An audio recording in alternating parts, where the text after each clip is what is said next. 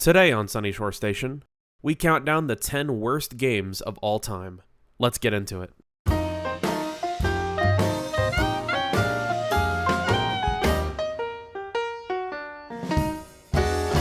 It's always sunny at Sunyshore Station. How's it going, everyone? Fusrodab back again with another episode of Sunyshore Station. And today I'm joined by the Legend of Rocket League himself, Tylerthegrey. I don't know about Legend of Rocket League, but I will say Legend of supporting the merch. Oh yeah, get the merch, get the merch. Oh, it looks so good in that purple over there, dude. Looks so good. I know, I'm a little wrinkly today, but you know what? I'm feeling good about myself, so that's all right. It looks great regardless. So get your merch down in the description of any YouTube video on my channel. Check it out. And just so for clarification, we're pretty decent at Rocket League, I would say. I was watching some Rocket League examples beforehand, so that's why I used that bit at the very intro. Yeah. And Rocket League, I think we can all agree, is a really fun game. But we're not talking about fun games, are we, Tyler? No, we're talking about the bottom of the barrel, the scum in the pond, the little freaking fish that stick onto sharks. The worst. Scum and villainy. Scum and villainy. Indeed. Moss Eisley over here, guys. Moss Eisley. Yes. Oh my goodness. We're gonna be a wretched hive today. The wretched hive is coming. I'm ready to be so wretched. Are you ready? Oh, I'm ready. Oh goodness. Speaking of Star Wars, that's another great segue. A little segue, yeah. I'm gonna throw mine in there just because I know it's gonna be a hot take for some people, and then other people are gonna be like, yeah, I totally get that. You know what I mean? Sure. I want to clarify. This is the 2015 version of this game, not the original. I am a very big fan of the original, but the 2015 version of Star Wars Battlefront. Absolutely trash. Absolutely trash. I had such high hopes for this game, and I think Tyler can agree with me. It looked really cool when it first came out and stuff, or like the trailers and stuff like that. But what were you gonna say? Sorry. I remember playing this game on like the beta pre-release. For PS4, and I just remember thinking like, wow, this game is insane. It looks incredible. I can't believe that like I'm playing a Star Wars game that looks as good as Battlefield did. And like just this ultra realism with all this photorealism kind of stuff. But graphics aren't everything. It's what's inside that counts. And what's inside this game is a little bit of a dark, blackened coal of a heart.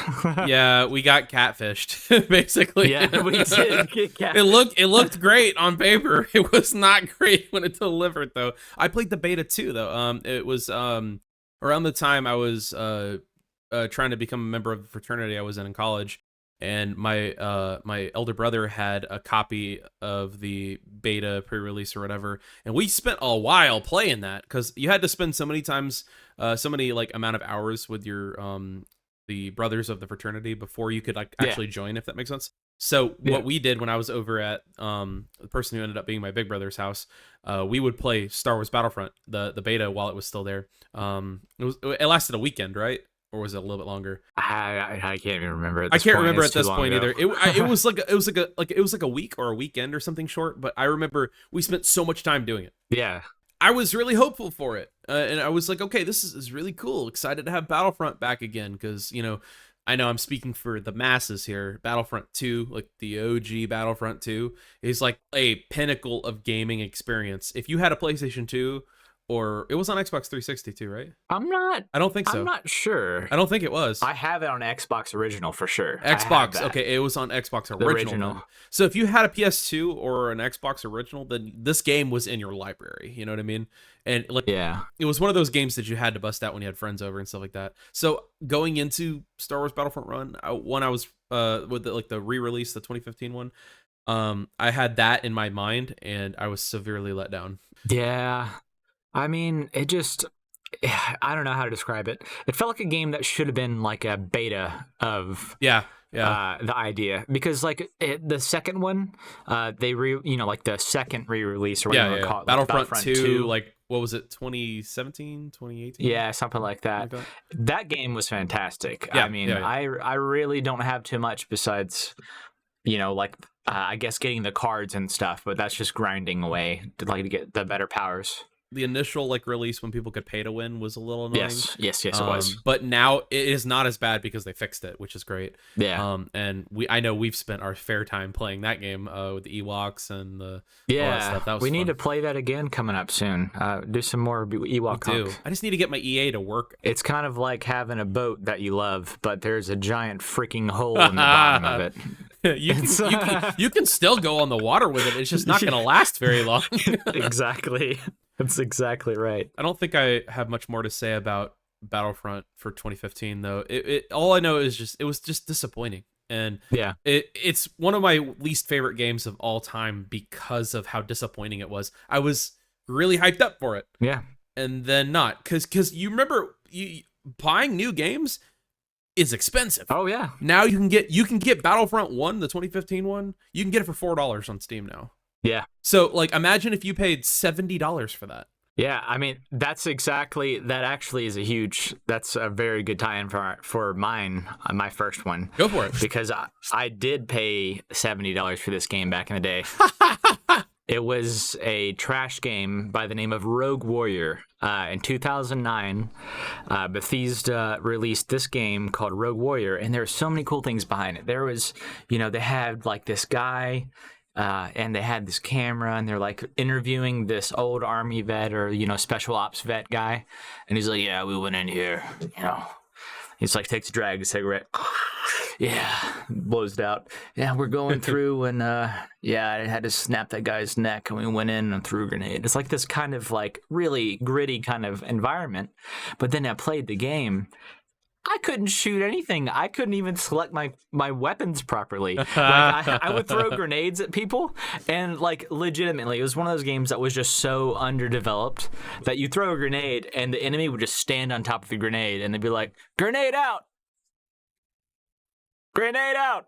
And then they just like wouldn't even die from the grenade. And it's like, what are you doing? No, they wouldn't even die. That's the thing. Like, that was this, it's a trash game.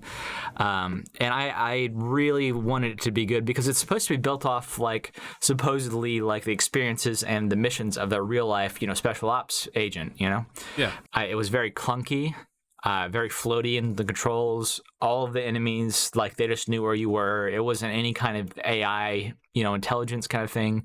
It was like, no, the enemies basically scan the area and it tells them where you are. And it's like, all right, well, it's a stealth game, but you're making it very hard to do stealth.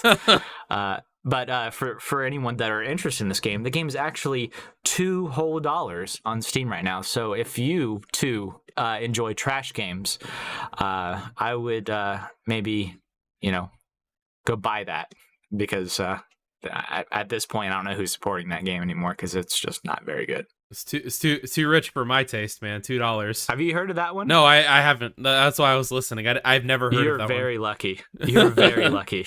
It was bad. Would you say I'm really blissfully ignorant? No. Well, in this case, it's bliss for like what is it called? It's like ignorance. It's bliss, right? Yeah. So in this case, ignorance is happiness. I would say I dodged a bullet with that one, but the AI probably wouldn't even get anywhere close to me with it, right? No.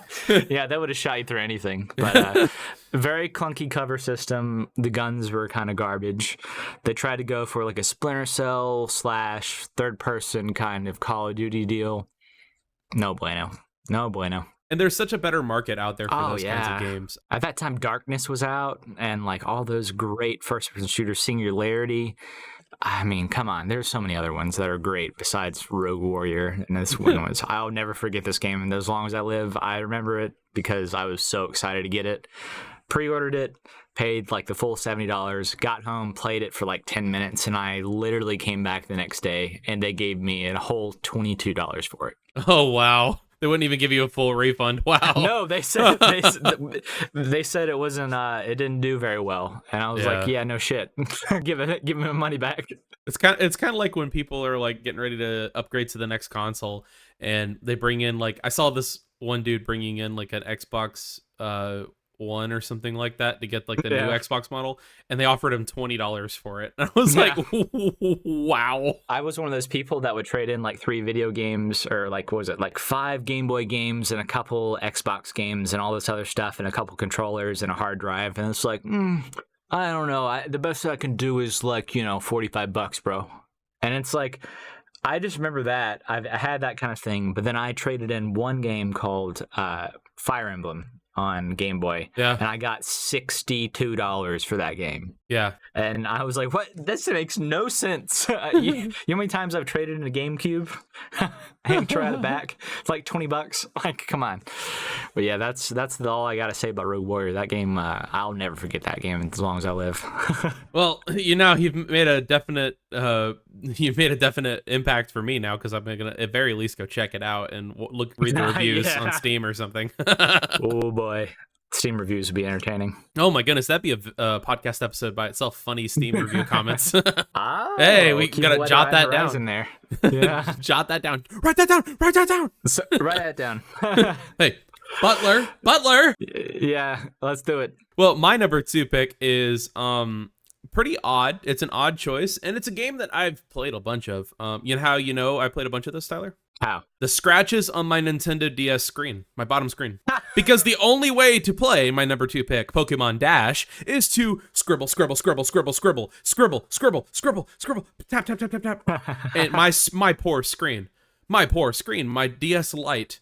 Oh my gosh, that and Pokemon Ranger, like Pokemon Ranger's not on this list, but like circles, oh my gosh, my bottom screen is ruined. Yeah. The stylus, like Pokemon Dash, because I get it. The whole bottom screen, the whole touch thing, it was like their gimmick, like they play into it, right? But have an option to not use it. Yeah. Right? Honestly. I love how the new Skyward Sword release I say new, but it's not really, for the Switch, the HD release for the Switch, they give you the option to not use motion controls, because it is one of those ones where you can be really accurate with your sword. You can like move it around, and like you have to actually attack enemies in a certain direction. Like they'll like block and guard this way, and you have to go to the side or something like that. Which is really cool, and it's like 1-to-1. That's cool, but they gave you the option to use the Pro controller, and you can use the right joystick to do the motions. So it's that's a good way to use it. You don't have to use the motion controls, but that's kind of their gimmick. So Pokemon Dash didn't give you an option. Yeah. Some of those races were really hard. The AI were really good at this game, and it didn't matter how quickly you did it. That's why it took me so long to beat the game, is because as you get more advanced into it, the AI was just rubber banding like crazy. So like you'd get really far ahead, but then something would happen, something would spawn in front of you, and then like the AI would just like destroy you.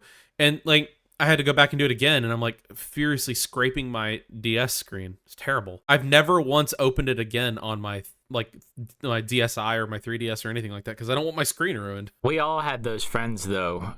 Anyone that ever had a DS or a DS Lite or anything like that, or 3DS, or was it 2DS or whatever they had, all the versions they had. We all had one friend that was just a psychopath on that screen. They're like, yeah, oh my god, like freaking Harry Potter, like destroying like the Horcrux and the Chamber of Secrets. You know what I mean? Like just stabbing that crack. You know what I mean? It's like, what are you doing, man? Like it's a screen. You don't have to kill it. It's not real. Like just do it. Like just touch it very lightly. It's all right. It's okay. No one's gonna take it from you. I had friends on the playground that had like the original DS, like before the DS Lite even came out, and like you could before they'd even turn it on, you could see the scrapes reflected in the sunlight, and it would just make me want to vomit. Yeah, like I don't know, it's just like a texture thing.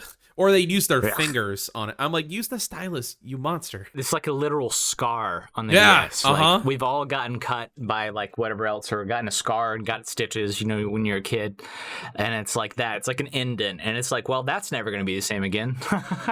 I can't stand it. It really rubs me the wrong way. Haha, pun. Get it? Because the screen. Get it? What's your number 2? I'm running out of ideas. My number 2 was another shooting game, and it actually, from 2000 to 2008 to about 2012, there was a lot of really crap games that came out, and this is another one. Medal of Honor Warfighter. Oh, okay. So this game, a lot of people, I mean, some people might have heard these games before, but they might have. But this game right here, they tried to go after Call of Duty, basically. They were like, all right, you know what? We were like one of the first people to do first-person shooters. So like, let me show you a couple of things about how to do it. And like, it was like this cocky campaign they had in a way where it's like, yeah, we can do exactly what Call of Duty 4 did. Just watch us. They can't do exactly what Call of Duty 4 did. It was a flop. It was absolutely terrible. All the gunplay was terrible. All the enemies were bullet sponges. It was very much similar to the Rogue Warrior in that manner. And it was another EA game, which was kind of wild because this, but it just wasn't good, man. They tried to go after Battlefield and Call of Duty, and I'm like, why are you trying to go after Battlefield? Like, I mean, you're already through, you've already gotten, Battlefront or Battlefield and all that stuff. But like, why are you trying to go after them? It's the EA. They're both EA. Medal of Honor's EA. And it's like, why are you trying to copy the same formula? But they just couldn't do it correctly. The guns were lackluster. The multiplayer was kind of crap. There's really not a whole lot else to say about that one, but it was just kind of hurtful to me in a way because I'm a huge Medal of Honor fan. Like Rising Sun, on GameCube, I played that so much. It was like to this day, like top 10, if not top 5 shooters of all time. They tried to give like the characters like personalities and like blah blah blah. And it's just like these all seem like everyone in the game seemed like the type of people you'd see at a bar. And you're like, I really don't want to talk to that guy. It gave you the ick. Yeah, the ick. And it's like these edgy protagonists and stuff. It's like, I didn't care for it that much. I actually played a bunch of Medal of Honor on PlayStation 2 growing up. Yeah. I don't remember exactly which one. It wasn't that one, the one you just said. It was Rising Sun. It wasn't Rising Sun. It was something else. It was on PS2, so it was around that time. Yeah. I used to have it, and then my mom realized it had guns in it, so she gave it away. And I was like, "Come on! It had a gun on the front. What murder?" My mom was funny though. She didn't want me playing Grand Theft Auto. She didn't want me playing anything fun. Oh yeah, anything fun. Yeah, and when I got game, like the Xbox kind of thing, that was when I got my gaming independence because I could just download the games I wanted to. That's right. Back in the day, but yeah, that's all I really got to say about that one. I just every Medal of Honor I've played after a certain point is just kind of disappointing, icky. Yeah, very disappointing. I get that. If you want to play a shooter, play anything else. Go play Rogue Warrior. Instead, honestly. And that's how you know it's bad if you're referring to your other part of your list. Yeah. Speaking of bad, follow-ups, I'll move into mine. So when the Nintendo Wii first came out, it was so cool that it included a game. And I've put so many hours into Wii Sports. Wii Sports is great, and it's not my choice for this list. Amen. When the Wii Motion Plus came out, I was mentioning Skyward Sword, that's why they were able to do those fancy things. And one of the things that they were like, oh, hey, you can get the new Wii Motion Plus or whatever with Wii Sports Resort. And this might be a hot take, but Wii Sports Resort is an inferior version of Wii Sports. It feels like you have to try harder to play the game. It's not. It was meant to be more intuitive. It was meant to be more interactive, feel more real, but it just doesn't work well. Yeah, like the Wii Motion Plus didn't work well. You had to be super accurate, like in the basketball one. Sword fighting was kind of fun, but if you want to do the fencing or whatever it's called, I can't remember, but play Nintendo Switch Sports. Like that's a decent way. They've worked on their motion controls, right? Oh, I haven't even tried that one. I have it's to fun. Look at that. I'll bring it when we come to visit you. Oh, that'd be great. But I'm telling you, man, it's just Wii Sports Resort was, in my opinion, just a letdown because the first one was so fun, and I guess I was expecting it to be like the first one. And when the Wii was on the end of its life, when the Wii Motion Plus came out, it wasn't as popular. People weren't as excited to play it, and there wasn't really, too many people that were excited to come over and play Wii anymore. It was Wii Sports. People were like, oh my God, you got a Wii? I want to come over and play Wii Sports with you, Yeah, bowling. Yeah, at the end of its life, it just didn't it just didn't do well, you know? So like Wii Sports Resort was kind of like at the end of the dying era. And then the Wii U did terribly. So like, I don't know, this around the time when people stopped in-person co-op, you know, online was kind of becoming a thing. Yeah. And the Wii U kind of flopped because it was just like seen as a, you know, clunky rip-off of the original Wii. And it's a little bit more than that, but I don't know. Wii Sports Resort was just a weird game, and I didn't care for it. I know there are people that swear up and down by it. I think it would have been better if it was just like, okay, hey, let's release a DLC for the original Wii Sports, you know? Yeah. Or a part 2, a Wii Sports part 2, and you could have just not made it so crazy. Expansion pack. Yeah, expansion pack, yeah. Not make it so clunky. Like Motion Plus expansion pack. Like, how hard is that? Yeah, or make it optional, like for the Motion Plus. The Motion Plus is what didn't work well. That was my thing. It didn't work very well, and like at least for me, I didn't like it. That's the cool thing about the Wii Sports Original. Like, it wasn't so complicated that you had to follow their path and like this weirdness where it's like, oh, well, that's how you actually swing. No one's playing freaking Wii Sports. The reason we're playing Wii Sports is because we can't play real sports in the first place. Why are you doing this to us? That's right. Like, stop shaming me. like honestly, like, why are you like adding like the Wii Sports like skill set? Like, we don't need a skill set for Wii Sports Resort. We need to be able to pick up the controller and swing it and have the freaking racket swing at the same time. But I understand that because I played Resort at my wife's family's house when I first met her, and I literally was like, I told them, I was like, I don't like this game. I can we not play this? Like, can we, you know? I'd rather play the original any day.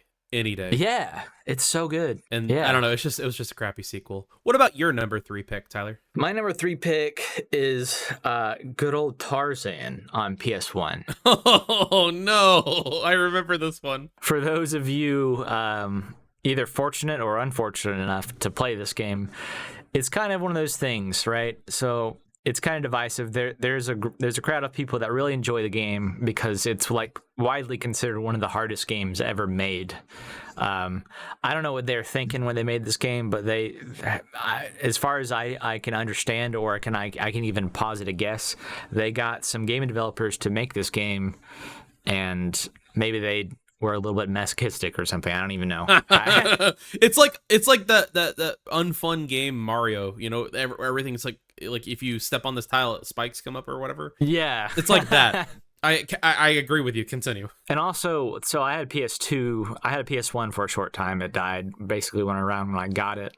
But I got a PS2 shortly after, and I didn't have a PS1, memory card. So I couldn't really save it and do all that kind of junk. Yeah. So, I'd get halfway through the game, or like at least to the cheetah stage. Anyone who's ever played this game knows what I'm talking about. There's a stage where you're chased by cheetahs, and you have to grind these vines. Yep. And I swear to God, that was my first time I truly felt frustration. Like, to be honest with you, in a video game. Like, that was a core memory, rage unlocked. You can hear like the Xbox bloop, like kind of sound. Achievement get. Tyler has unlocked rage. It's about 3,000 points for a gamer score, if it matters to everybody. It definitely, that was one of those games that I will never forget also.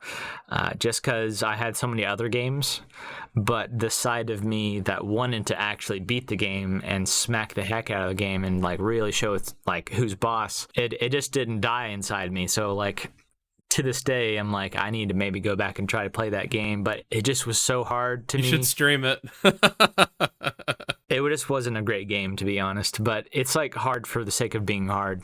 I want to interject and just add something before I go to my number 4. Sure. I was going to say that I think all movie-based games suck. Like, I remember I almost put like Harry Potter and the Chamber of Secrets on here. No. I love that game. Okay. It was, I don't like movie adaptation games. I don't like it. I can't stand it. I don't know. It's just something, there's something about it that just makes me like, nope, if it's based off of a movie, I don't want to do it. But like something like Hogwarts Legacy is not a Harry Potter movie. Yeah. It's the Harry Potter world, and I can vibe with that. But like, I don't know, man. If it's like you have to add in all this extra dialogue, the voice acting is always super cringy, things like that. Yeah. I'm just remembering the terror that was Pixel Hagrid. You know? Oh God, yeah. No, I know exactly what we're talking about, honestly. But the weird thing about it's funny you bring those up. Just real quick, little anecdote. Yeah. They had like 7 different versions of that game. They had different ones for Game Boy Color, Game Boy Advance. I had like the PS2, and then PC, then Xbox, and whatever else was out. Like, they had several different versions, and then they would stagger releases as the other ones came out and the technology improved. And like, so like they released the third game for the third movie, but they'd also release the second game for GameCube or something like that. Yeah. And boy, those games, I get what you're saying for sure, because there's a lot of parts when I was like, I don't remember this in the movie. Yeah, I just don't like the additional content. It felt so forced to me. I don't know. It's trying too hard. And a lot of times they got scripts and stuff for the movie or the game or like the plot line, and they weren't filled in like on what was going to happen in it. So they had to make junk up, and it's like, well, this doesn't make any sense at all, you know? Yeah, and I also jumped to the new Avatar game that was just released. I didn't have that on this list because I haven't played it yet, but it is so bad from what I've seen. Like, there will never be a decent Avatar game. You know what I mean? It's so disappointing.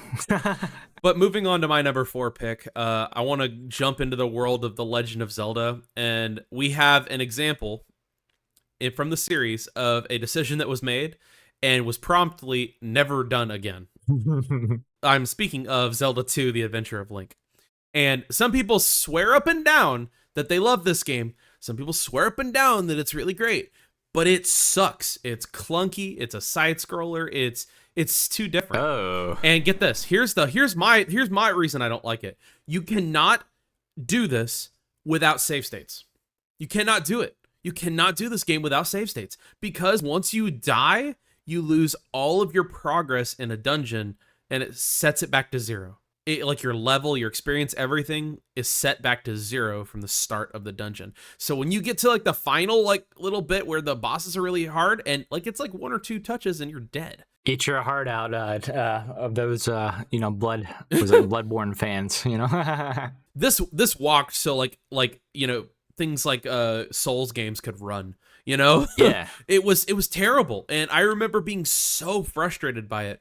And it's not, as a child who was just trying to enjoy Zelda games, it was incredibly frustrating, and I put it down quickly and went to other Zelda games. So I think it's the weakest out of all the Zelda games, except for probably Triforce Heroes, just because Triforce Heroes is just weird. But like this one is just, it plays poorly, and they immediately ditched the formula. They went straight back to the original formula for A Link to the Past and stuff like that. They never used this formula again.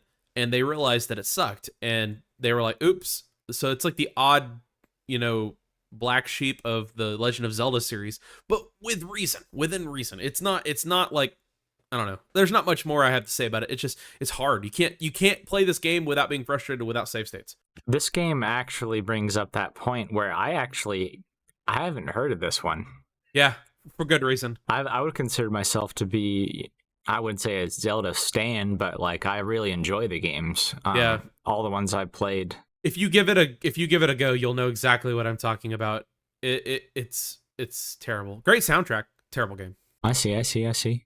What about your number 4? My number 4, I have mixed feelings on it. Right, it's been kind of 4 feet forward, 3 feet backwards, 10 feet forward, 5 feet backwards kind of deal, and in the end, you're really only going 2 steps forward or so. Yeah. It's called World War Z. I have always loved everything zombie related. I've watched German zombie films, all kinds of different zombie films, all of those B-movie zombie films. Like Dead Snow is one of my favorite zombie films of all time. It's German, and like I just love all these different types of zombie everything. And when World War Z came out, with Brad Pitt, have you seen that movie? Yeah. So I actually had read the book before I watched the movie. My mom got me the book because she knew I loved that kind of stuff, and read the book, and it was all right. It was pretty good, but it was more or less a recounting of the day zombies came around. So you had like different provinces in China, different provinces in, Canada, and then United States, and then like all other different places, you know what I'm saying?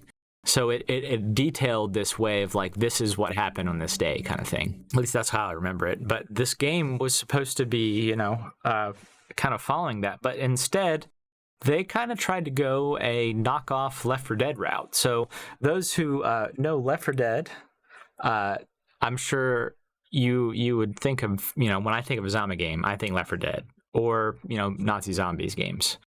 But, the Call of Duty games. They those were great. But then this game tried to do exactly what Left 4 Dead tried to do in a manner. And it just didn't hit. And it was third person as well. So it's an inferior copy. It was inordinately hard at certain points. For no reason at all. To me, I didn't feel like the levels really, like, they're fine, they're okay, but it just didn't feel like you were having fun. Like, you felt like you're playing a game, but it didn't feel like you're doing it, like actually having fun playing a game. It was something else to me, but it's just weird to me because Back 4 Blood came out, and literally Back 4 Blood is exactly what World War Z is. But it's first person, and it works, and they put a lot of effort into it. Yeah. But when I got World War Z at first, I was like so excited, and I was playing with my buddy Andrew, and it was like, we're killing zombies, having a lot of fun. We really wish we could be playing. Like, literally, keep on saying, I really wish we would be playing Left 4 Dead right now, but we weren't. And it was like, it's like the food that your parents say you got at home. It's like, I want McDonald's. Is like, we got McDonald's at home. It's like, we don't got McDonald's at home. Don't tell me that. We got ham sandwiches. Don't you lie to me. But that's how it feels, because it's like they're trying to be like, oh, yeah, you want to play a zombie game? We got zombie games at home. It's like, no. You got, like, Dr. Thirst and, like, Diet Thunder or something. Oh, my God. Oh my gosh. Or that, like, Dollar Tree's Stars and Stripes Cola? Yes. Ugh. Yes, that's exactly what it felt like. It felt like a zombie game, and it felt like what you should be wanting. It just didn't feel right. And like, they didn't even have all the full levels when it came out. That's a great way of putting that. Wow. Yeah. What a great comparison. It's like, I want Left 4 Dead. We got Left 4 Dead at home. Left 4 Dead we at home. Left 4 Dead in question we got at home is World War Z. And it's like, ugh. But I will say they've done a few things to make it better. It is a better game at this point, but still, I'm never going to go back to it, really. Yeah. It's just kind of dead to me. And it had everything I would like, blood, gore, like the zombie aspect, chainsaws, like stages where you gather and rally and all that kind of stuff. Like, you gathered all of the gas cans together and all that kind of things. Like, it was supposed to be good, but it just didn't hit. Good idea, bad execution. Yeah, exactly. Speaking of that, how about your fifth? Wow, what a good segue. This is a hot take. And speaking as I would call myself a professional Pokemon player. Yes. Having spent hundreds of thousands of hours playing and streaming the games and making content and deep diving into these games, I can safely say that I have an opinion forged on hours and hours of experience. Pokemon Brilliant Diamond and Shining Pearl are terrible remakes. And I could have a full podcast episode just complaining about these games. We came off of a series of really good remakes. So they remade Gen 1 with Fire Red and Leaf Green. Those were great. They added in the Sevi Islands. They added in the Gen 3 graphics. Everything was great. It was fun. It's the definitive way to play Gen 1, in my opinion. It's great. There was Heart Gold, Soul Silver, Pokemon Following You, the GB sounds, so you could play with the old Game Boy sounds if you wanted to. There was that's cool. The Pokathlon, or what was it? Yeah, was the Pokathlon? I think so. It's like the little triathlon for Pokemon. That was fun. Everything from Gen 4 that was really good. They had brand new events in there, like with bringing Arceus to the Sinjoh ruins and making a Palkia Dialga or a Giratina egg, and Cynthia being an integral part of the story. It was awesome. Then you had Omega Ruby and Alpha Sapphire. that were fantastic games on the 3DS. Had the Delta episode, had Mega Evolutions, and all this really cool stuff. It was awesome. And we were like, okay, great. Gen 4. Gen 4 is next. Gen 4 is the definitive Pokemon. Yes, let's go. Brilliant Diamond Shiny Pearl. Oh no. It is, I will say, it is a 1-to-1 remake of Pokemon Diamond and Pearl. Here's the problem I have with that. Platinum is the definitive version of Diamond and Pearl. They should have pulled ideas from Platinum like they did with Oris. They pulled ideas from Emerald and put it into Omega Ruby Alpha Sapphire, and they just split the idea. That was awesome. What a great call, right? Yeah. They didn't do a good job of adding enough new things. And they had the new Underground. Sure, that's cool. They brought back the original events, the Shaman event, the Darkrai event, the Arceus event. That was cool. You can shiny hunt them. That's great. That's the whole reason I still play Brilliant Diamond Shining Pearl, is to shiny hunt those mythicals that I want. But it's, other than that, it's just it's a port of the same game. It is not, there's nothing new. There's nothing exciting. It didn't even use the Sword and Shield Gigantamax gimmick. Really? Yeah, no, get this. They used the gimmicks in Oris of that generation, Mega Evolution.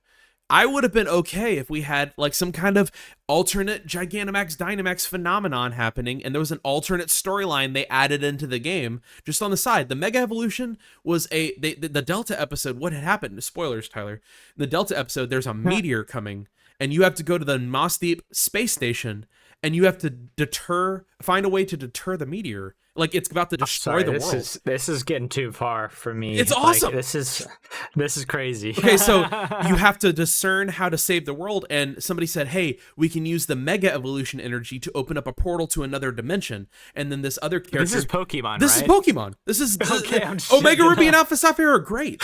So this character named Zinnia is like, you can't do that. There's another dimension out there where Mega Evolution doesn't exist. Ruby, Sapphire, Emerald, where that would destroy the world, and we can't send that to another dimension. So she says, we'll go and ask Rayquaza for help. They go to the they go to the tower. You get Rayquaza. Rayquaza Mega evolves. You fly into space on its back and destroy the meteor, and out pops Deoxys, and you fight in space with Deoxys. Tell me that's not amazing. That sounds pretty amazing, honestly. It was awesome. But then Shining Pearl and Brilliant Diamond, they didn't do anything. They didn't add any kind of extra thing. It was just like, if you had never played Diamond and Pearl, great. Buy the game. It's fun. Sure. It's awesome. But I was expecting them to add in something extra to make it worthwhile playing, because I've already played Diamond and Pearl. There's no reason for me as a consumer, other than nostalgia, to just buy these games and play them again. That's the problem, that's my problem with it. I think they're terrible remakes because they didn't add the new vibe to it, like Omega Ruby and Alpha Sapphire did, or Heart Gold and Soul Silver did. Fire Red Leaf Green at least had the Sevi Islands, and at least had like a little bit of like new things going on. They had some touches of the region that they were the Hoenn region. Like, you could get Hoenn Pokemon and like in certain parts of it. It was cool. It was fun. Sevi Islands was fun. They had a cool little post game story where a Hypnode traps a girl into the forest and you have to save the girl. That's really fun. It's like from the Pokedex entry. It's super creepy. That's pretty cool. Yeah, it's awesome. And then Heart Gold Soul Silver had the really cool, like I said, the Senja ruins and all this stuff, the Pokathlon, things like that. Brilliant Diamond Shiny Pearl just fell flat in my opinion. And like, I don't know.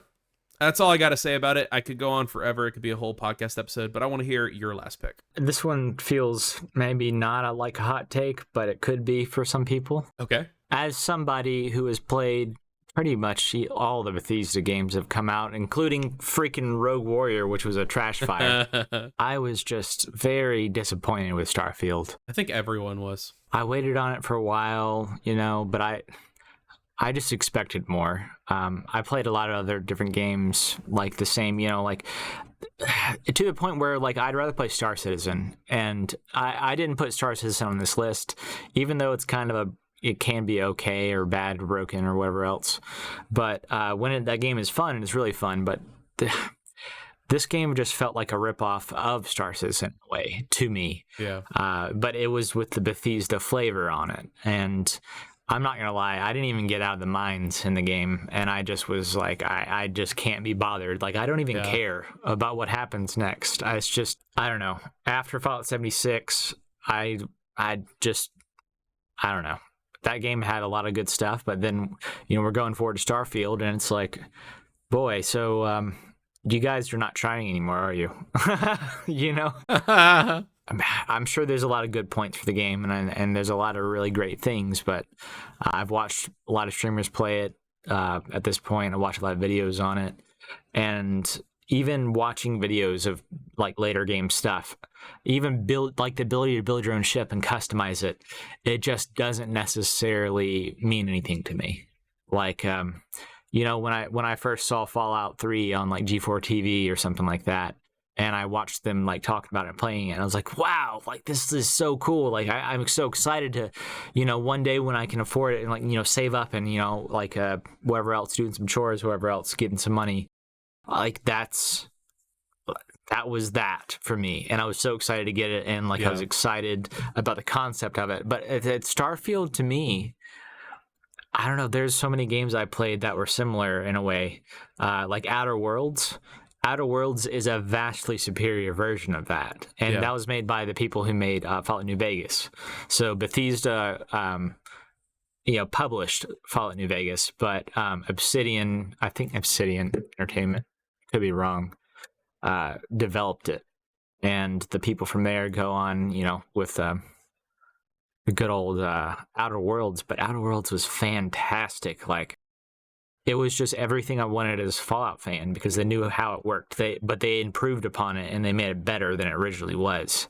And then Starfield, to me, was just, I don't know. It's kind of like, I don't know, I kind of jokingly called it midfield for a while, because it's just like... That's great. I don't know, man. It's just not great to me. There's so many different things and so many amazing things you can do with games, and I just feel like they kind of took in stuff other games did a little bit, but they didn't do it anywhere near as well. It's like Quiznos versus Subway, Yeah, that's a good comparison. That's a good comparison. But yeah, for sure. That's all I really got to say about that. I was just very disappointed. Bethesda, be better. Be better. And give us Elder Scrolls 6. Oh, yeah. Oh goodness. I feel like we had pretty good takes on everything. Some of them are hot takes, some of them are not. Some of them are pretty common. But, I think it just boils down to, what do you like in a game, and what are your icks for gaming, I guess. But I don't know. I think I stand by my choices. I stand by yours too. I stand by yours. I think they're great. Let us know. Let us know what you think. What is your least favorite game, or is there something on this list that you want to defend? Let us know. That's a great way to do it. Before we wrap up today, Tyler, go ahead and plug that Twitch and the YouTubes that you got going on. Oh, yeah. So I've been streaming on Twitch. Go check me out, Tylerthegrey 927. And then check me out on YouTube as Tylerthegrey. Just one word altogether. The British spelling. The British spelling with the E, so Grey. That's all I really got to plug for myself. How about you over there, Fus? Well, thank you, sir. As always, you can find me on YouTube at FusRodab. That is FusRodab. You can find me on Twitter, X, Instagram, and TikTok at thefusrodab. And I think that's about it. Thanks so much for listening. This has been Sunyshore Station. We'll see you next time.